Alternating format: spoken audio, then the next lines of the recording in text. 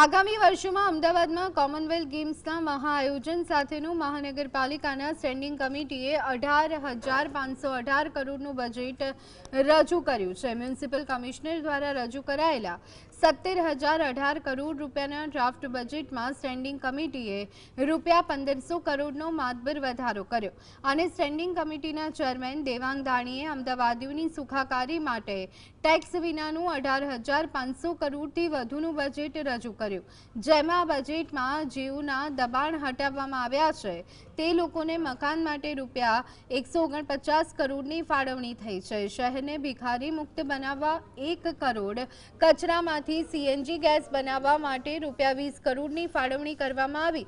આ ઉપરાંત સાબરમતી રિવરફ્રન્ટ પર સિંગાપોર આઈ ફ્લાયર માટે રૂપિયા 10 કરોડની ફાળવણી કરવામાં આવી। 100 કરોડ રૂપિયાની ટેક્સની આવક છે, પરંતુ અમારું બજેટ 18,000 કરોડ રૂપિયાનું છે અને કોઈ પણ જાતનો ટેક્સ વધારવામાં આવ્યો નથી।